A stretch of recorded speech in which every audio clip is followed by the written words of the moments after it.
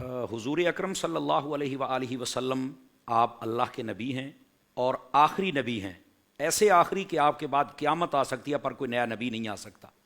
آپ تمام نبیوں میں افضل ہیں، اور نبی پاک صلی اللہ علیہ وآلہ وسلم آپ کو عز و شرف اللہ نے تمام انبیاء سے زیادہ عطا فرمایا۔ بعد از خدا بزرگ توئی قصہ مختصر، اس اعتبار سے نبی کریم صلی اللہ علیہ وآلہ وسلم آپ کو ماننا ہے۔ دوسری بات یہاں تک رہی کہ جو حیات النبی کا انکار کرتے، یاد رکھیں ایک لفظ حیات النبی کہ نبی پاک صلی اللہ علیہ وسلم کی حیات کو جو نہیں مانتے، اہل سنت و جماعت میں صرف حیات النبی نہیں، حیات الانبیاء کا عقیدہ ہے۔ ہم تمام نبیوں کو زندہ مانتے ہیں، یہ یاد رکھیے۔ سبحان اللہ۔ تو پھر ہمارے نبی تو تمام نبیوں کے امام ٹھہرے، تو پھر ان کی زندگانی بھی ان سے افضل و اعلیٰ، یہ یاد رکھ لیجئے۔ اچھا، یہاں پر دوسری بات یہ، بعض کہتے ہیں کیسے ہو سکتا ہے کہ جب فوت ہو گئے تو اس کے بعد پھر زندہ؟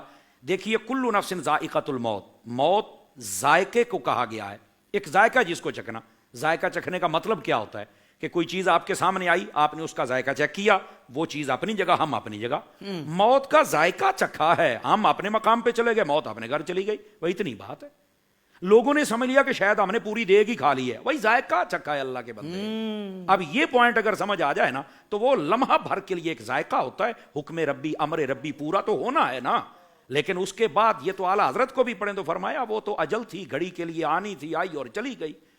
یہ بات بڑی سمجھنے والی ہے حضرت۔ اچھا، دوسری بات یہ آپ دیکھیں، قرآن مجید برہان رشید نے اس مسئلے کو واضح کیا ہوا ہے۔ شہداء کے بارے میں فرمایا وَلَا تَقُولُوا لِمَن يُقْتَلُ فِي سَبِيلِ اللَّهِ أَمْوَاتٌ بَلْ أَحْيَاءٌ، جو اللہ کی راہ میں شہید ہو جائیں انہیں تم مردہ نہیں کہہ سکتے۔ یہ قرآن مجید برہان رشید میں باقاعدہ طور پر آیت موجود ہے۔ تو شہید کا رتبہ کم ہوتا ہے، نبی کا زیادہ ہوتا ہے۔ تو جب کم رتبے والا وہ زندہ ہے تو جن کا سب نبیوں سے بھی زیادہ ہے، پھر ان کی حیات کا کیا؟ سبحان اللہ۔ اور پھر آقا کریم صلی اللہ علیہ وآلہ وسلم آپ ہر قبر میں تشریف لے جائے، شہید اپنی قبر میں زندہ ہے، سمجھ آ رہی ہے نا جی؟ اجازت اس کو بھی ہوتی ہے اللہ کی عطا سے، وہ جہاں چاہے جا سکتا ہے، لیکن میرے محبوب تو ہر مرنے والے کی قبر میں تشریف لے کے آتے ہیں، یہ تو کنفرم ہے نا۔ تو جو اپنی قبر میں ہو، اجازت ملنے پر کہاں جائے؟ اگر وہ زندہ ہے تو جو ہر قبر میں آتے ہیں تو پھر ان کا کیا؟ پھر تیسری بات یہ ہے، اگر احادیث کا مطالعہ کیا جائے تو آقا کریم علیہ السلام نے فرمایا کہ اس مٹی پر اللہ نے حرام کر دیا ہے کہ یہ نبیوں کے جسموں کو کھائے، اور ساتھ فرمایا نبی اپنی قبروں میں زندہ ہوتے ہیں۔ سبحان اللہ، سبحان اللہ۔ تو یہ تو اس کو کہتے ہیں دلائل واضحہ، اس کے ساتھ واضح ہو گیا کہ نبی پاک صلی اللہ علیہ وسلم اور باقی انبیاء اپنی قبروں میں زندہ ہیں۔ اور پھر اگلی بات، معراج کی رات، یہ تو سبھی مانتے ہیں نا کہ نبی پاک صلی اللہ علیہ وسلم تشریف لے گئے مسجد اقصیٰ میں، سبھی نبی آئے اور آپ امام ٹھہرے، سمجھ آ رہی نا میری بات کی؟ تو یہ کیسے تھے؟ وہ زندہ تھے تبھی تشریف لائے نا، تبھی میرے محبوب نے ان کی امامت فرمائی نا۔ واہ واہ واہ، سمجھ آ رہی ہے میری بات کی؟ تو یہ اس پر بہت لمبا کلام ہو سکتا ہے، بہت لمبا، لیکن یہ صرف آپ نے کہا کہ جو نہیں مانتے ان کے لیے یہی پکی کافی ہے، ان کو یہ استعمال فرمانی چاہیے۔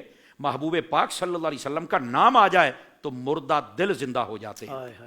جو حضور کا نام لیتے لیتے چلے گئے، ان کی قبریں آج تک آذان دے رہی ہیں حضور کے عشق رسول کی۔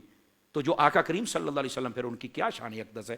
آپ اگر اور کچھ بھی سمجھنا ہے تو صرف یہ، آقا کریم علیہ السلام نے فرمایا جب مجھ پر کوئی سلام پڑھتا ہے تو اللہ میری روح کو لوٹا دیتا ہے، میں سلام سنتا بھی ہوں، جواب بھی دیتا ہوں۔ تو کوئی ایک لمحہ بتائیں جس میں حضور پر سلام نہیں پڑھا جا رہا؟